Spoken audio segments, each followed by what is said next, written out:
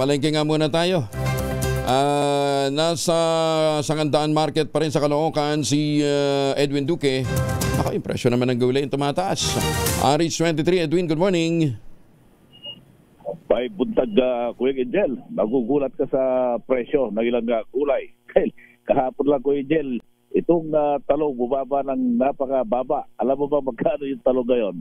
200 na, Kuya Angel, mula sa dating... Talong 200? 200 pesos. Kaya instead na bibili ka ng 5, iisa na lang yung bibilhin mo para may rikatong talong yung pangpit. Itong ampalaya na bumaba na rin, balik sa 200. At ang siling labuyo, 600 pesos. Bumaba na nga ito ng 400, habang yung bill paper ay 350. Yung siling paniga, Kuya Angel, na umabot na ng halos 200, balik sa 400 pesos. Habang itong pipino na 80, umakit na rin ngayong umaga ng 120. Pero yung ibang presyo ng mga gulay ay nanatili naman yung dating presyo, yung dating bumaba na ay hindi naman umakit. Tanging itong mga binanggit kong gulay, ito yung nagtaasan ngayong umaga.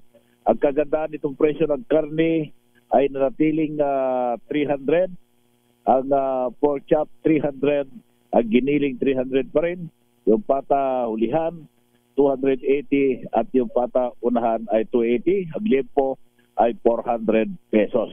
At pagkakaiba ng liempo dito sa ibang palengke, 360 yung ibang kilo ng liempo, pero sa karne halos magkakaparehas yung presyo. Ang hindi natinag-tinag na presyo nitong kambing na nanatiling 500, yung pero kung gusto mo naman ng ulo at paa, pwede ka makakabili ng 250 pesos. Ang presyo ng baka naman ay 450 pesos pa rin. Sa presyo ng isda, Kuya Angel, natili pa rin nasa 280 itong bangos na galing ng Dagupan, habang itong bangos naman na galing ng Bulacan, ito medyo mura-mura.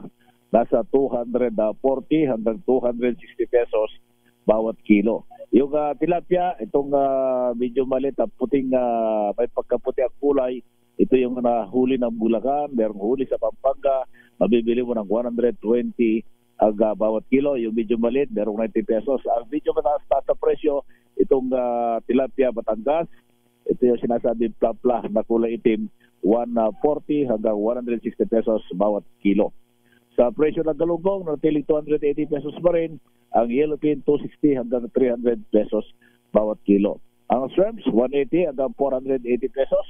Habang yung espada, ito medyo bumaba na konti. From 400 ay nasa 280 bawat kilo. Yung bisang tunay, 260. Yung lapu-lapu, 240 hanggang 540 pesos. Yung salay-salay, 260 pesos bawat kilo. Walang paggalaw sa presyo ng prutas. Habang doon tayo sa presyo ng bigas, nasa 35 yung pinaka-mura ngayon. Susundan ng 40 hanggang 80 pesos. Yung malagkit, 58 hanggang 60 at ang pinakapatas pa rin, 80 pesos bawat kilo. Yan, Kuya Angel, ating price sa monitoring report. Wala pa rin dito sa Sangandaan Market sa Caloocan, RH23. Edwin Duque nagulat sa Bisa Radio na sa Pilipinas, una sa Pilipino. Dagan salamat, Edwin Duque.